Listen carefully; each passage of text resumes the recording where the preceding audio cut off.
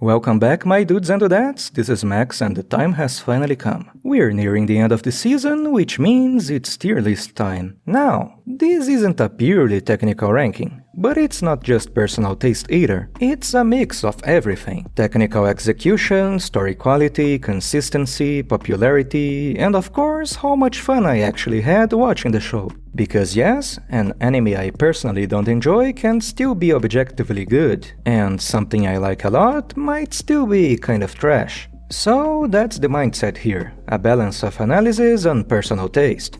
Anyway, slap that like button, subscribe if you haven't yet, and without further ado, let's roll.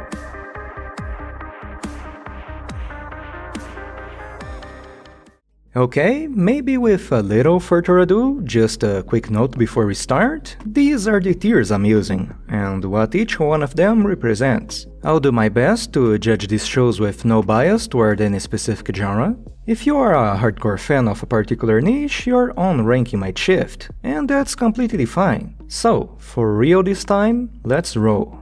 Let's start with the buff Santa anime. Santa is weird as hell, but that's exactly why it works. The unique art style, clean action, and chaotic story make it way more fun than expected. And if the idea of watching Santa fighting a 90-year-old cyborg grandpa sounds entertaining, yeah, this show fully commits to that energy. Solid visuals, consistent pacing, and a surprising amount of charm. Tier A.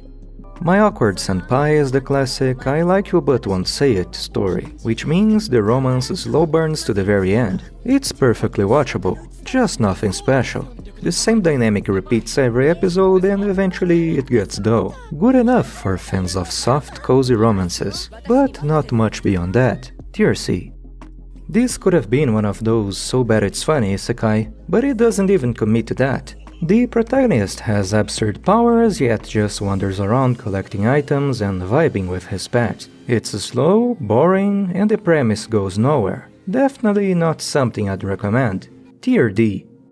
Next on the list is the furry romance. It's cute, polished, and surprisingly engaging despite the romance cliches. But there's a catch. This anime is aimed at a very specific audience. People who enjoy romance with furry energy and the occasional spicy moment. If that's you, it's a tier B. If not, it drops to tier D instantly. And since I know at least half of you fit that specific audience way more than you'd like to admit, I'll put it in the middle. Tier C.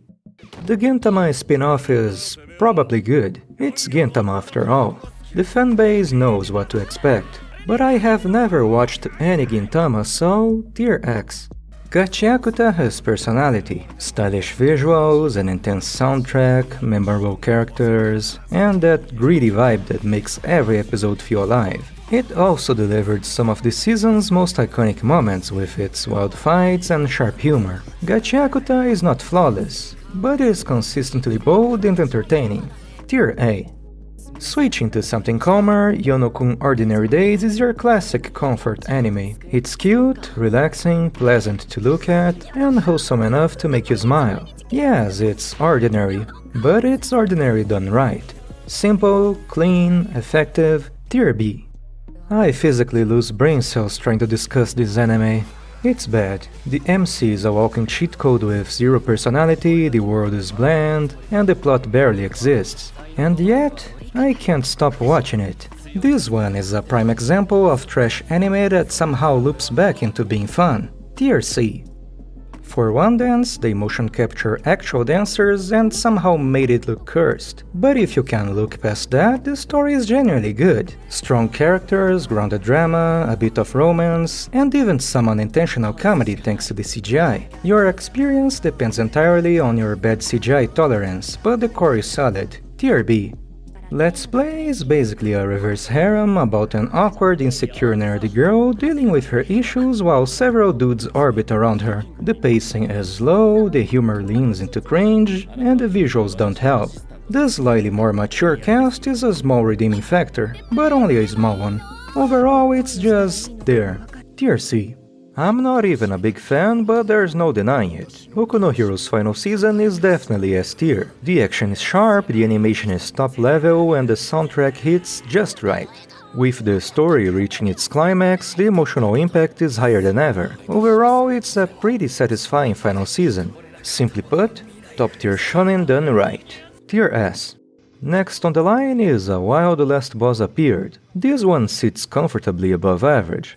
It has solid visuals, a well-structured world, and plenty of fun moments. I was expecting more action though. The trailer made it look like an adrenaline rush. But just like Thanos once said, reality is often disappointing. Still, it's a pretty complete and fun show overall, but there's nothing that make it stand out. Tier B. There's barely anything here. Pure ecchi with minimal effort in plot, characters or humor. If all you want is to see some anime titties, fine, but you can find much better options in 5 minutes of searching. Easy Tier D. Isekai Quartet is basically the same as always. If you like the previous seasons, you like this one too. Personally, I think it's time for this one to retire. I enjoy the character interactions and little easter eggs, but the humor just doesn't land for me anymore. I'll give it a Tier B anyway. The next anime is one of those turn off your brain and let the serotonin flow shows. There's no real story, just wholesome interactions, cute characters and cozy vibes. If that's what you're looking for, it absolutely delivers. If not, you get bored fast. Tier B, and no, the show isn't inappropriate despite the questionable title. I was skeptical at first about this one, but I'm glad to say I was completely wrong. This show is genuinely funny, the action is surprisingly well directed, there are a lot of scenes that hit you right in the feels, and the soundtrack is full of bangers. It's not flawless, but it's definitely one of the highlights of the season. Solid Tier A. This one is not the flashiest anime. The visuals are decent and the story is charming in its own way, but the pacing feels a bit off. The show takes a lot of time explaining all the political shenanigans before diving into the romance and cooking side of the show. So don't expect a Dungeon Meshi style anime. This one is more talking and less cooking. I'll give it a Tier B. It's a bit slow but still fun. This one might be the cringiest anime of the season. Technically, it looks fine, even above average if you ask me, but the writing feels like it was crafted by a teenage edgelord with a Sasuke profile picture. But being edgy isn't the issue here, being shallow is. Every character feels like a caricature of something possibly good. Tier C, saved only by the decent visuals and battles. Well, do I even need to say anything? After this season's fiasco, some people say One Punch Man deserves a tier below D.